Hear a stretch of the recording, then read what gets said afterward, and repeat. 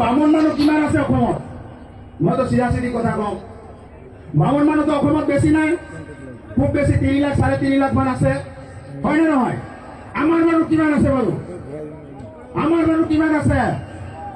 1,40,00,000 মানুহ আছে নে নাই? আছে নে নাই? আছে নে নাই? এতিয়া শুনক, আমাৰ মানুহ যদি এছটি দি দিয়ে তেতিয়াহ'লে চিফ মিনিষ্টাৰ কাৰ হ'ব? কাৰ হ'ব? কাৰ হ'ব? ডেপুটি চিএম কাৰ হ'ব? গোটেই মন্ত্ৰী এম এল এ কাৰ হ'ব? আমাৰ হ'ব নে নাই?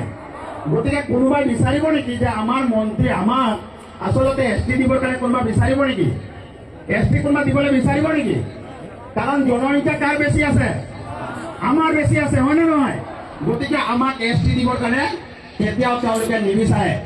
আৰু এছটি দি দিয়াৰ লগে লগে এছটি বস্তুটো কি হয় সকলো মানুহ আচলতে এই শিক্ষাটো জানিব লাগে।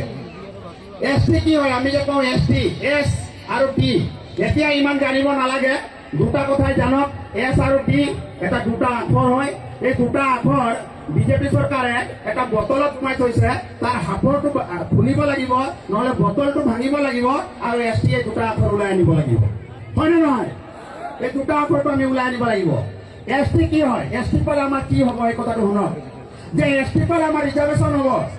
ৰিজাৰ্ভেশ্যন মানে ধৰি লওক পানী কাৰ্টুনটো ইয়াত খাই আছে আপোনালোকে, পানী কাৰ্টুনত 24টা পানী বটল থাকে নে নাথাকে? 24টা পানী বটল থাকে নে নাথাকে? থাকে। এটা এটাকে যদি পানী বটল কিনে আপুনি 24টা পাব নেকি একেলগে?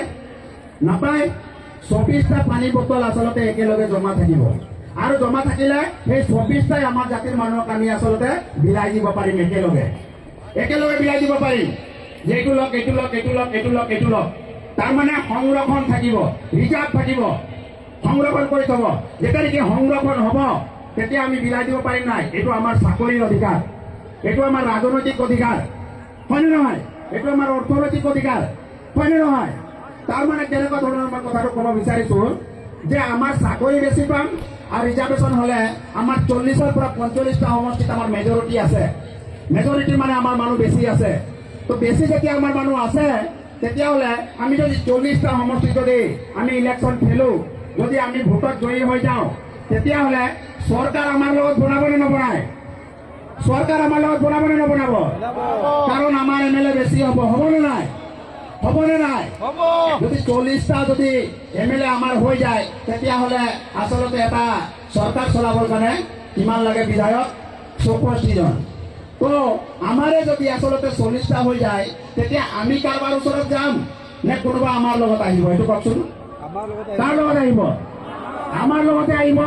সেইকাৰণে আচলতে এছটিটো দিব নিবিচাৰে, যে ইহঁতক যদি এছটি দি দিয়া হয় 40টা সমষ্টিত বা 45টা সমষ্টিত তেওঁলোকৰ মেজৰিটি হ'ব। সেইকাৰণে তেওঁলোকক এছটি আচলতে দিব নিবিচাৰে। আমাক আচলতে এছটি দিব নিবিচাৰে। এতিয়া কৈছে চৰকাৰখনে মাটিৰ পট্টা দিম। মাটিৰ পট্টা কাক দিব? কেনেকা দিব? মাটিৰ পট্টা কোনটো আইনৰ অধীনত দিব? আজিলৈকে কোনোবা বাগানবিলাকত, গাঁওবিলাকত ছাৰ্ভে কৰিছে? ছাৰ্ভেটো নাই কৰা। কৰিছে নেকি? 2,90,000 বিঘা মাটি আছে বুলি কৈছে। 2,90,000 ভিতৰত 4 লাখ দিম বুলি কৈছে। ৰং কনচেপ্ট, ভুল কথা কৈছে। 6,75,000 মানুহক আমাক দিব লাগিব মাটিৰ পট্টা। চিধা চিধি কথা, আমাক ঠগিবৰ কাৰণে নোৱাৰে, আমাৰ মানুহ দিবলগীয়া আছে। তো এতিয়া কথাটো হ'ল যে 2,90,000 বিঘা যেতিয়া মাটি আছে তেতিয়াহ'লে আৰু 4 লাখ মানুহক দিম বুলি কৈছে। প্ৰায় 11 কথাৰৰ ওপৰ মাটি হ'ব, এজনে পাব। এতিয়া কথাটো হ'ল যে যি নেকি চিলিং এক্টৰ অধীনত মাটি দিম বুলি কৈছে, এই মাটিখিনি এতিয়ালৈকেতো ছাৰ্ভে কৰি মাৰিব, ছাৰ্ভে কৰা নাই, ছাৰ্ভে কৰি হোৱা নাই। আৰু চিলিং এক্টৰ যেতিয়া নেকি মাটি আমি পাম তাত এটা ৰুল আছে, এক্ট আছে, 300A বুলি পেলাই এটা এক্ট আছে। সেই এক্টৰ অধীনত আচলতে বাগানৰ মালিকবিলাক, বিশেষকৈ বাগানৰ মালিকবিলাকে কেছ কৰিব, আৰু কেছ কৰাৰ লগে লগে তেওঁলোকে 10% মাটি পাব। সেইটো আচলতে সংবিধানত লিখা আছে, এইটো নিয়মত লিখা আছে। যদি 10% তাৰ পৰা কমাই দিয়া হয় তেতিয়াহ'লে প্ৰায় আমাৰ 250 বিঘা মানে মাটি হ'ব। তেতিয়া আকৌ মাটি কমি আহিব। তাৰ পাছত কি হ'ব? বাগানৰ যিবিলাক মালিক আছে সেই মালিকবিলাককে আচলতে এইখন চৰকাৰে ক'ব, আৰু এই কথাটো ক'ব তেওঁলোকে যে তোমালোকে কেছ দিয়া। তেওঁলোকে গৈ সুপ্ৰিম কোৰ্টত, হাই কোৰ্টত কেছ দিব, আৰু কেছ দিয়াৰ লগে লগে অসমৰ মুখ্যমন্ত্ৰী হিমন্ত বিশ্ব শৰ্মা ডাঙৰীয়া এইটো কথা ঘোষণা কৰিব যে এতিয়া কেছ চলিছে, 6 মাহৰ পাছত কেছ শেষ হ'ব, তাৰ পাছত কিন্তু আপোনালোকে মাটি পাব। তেতিয়া 6 মাহলৈকে যদি আমি ৰওঁ, তেতিয়ালৈকে ইলেকশ্যনটো থাকিব নেকি? নিৰ্বাচন থাকিব নেকি? থাকিব নেকি নিৰ্বাচন? নিৰ্বাচনটো নাথাকে।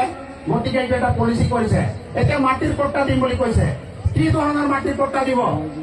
কেনেকুৱা মাটিৰ পট্টা বুলি ক'লে আমি মানি লম নেকি? কোনটো পট্টা দিব? এটা এপি পট্টা আছে, এটা পিপি পট্টা আছে, এটা ম্যাদী পট্টা আছে, এটা SML পট্টা আছে, আৰু এটা পট্টা আছে, বহুত ধৰণৰ পট্টা আছে। তো পট্টাটোৰ বিষয়ে আমি ভালদৰে জানিব লাগে নে নালাগে? জানে নে লাগে নে নালাগে?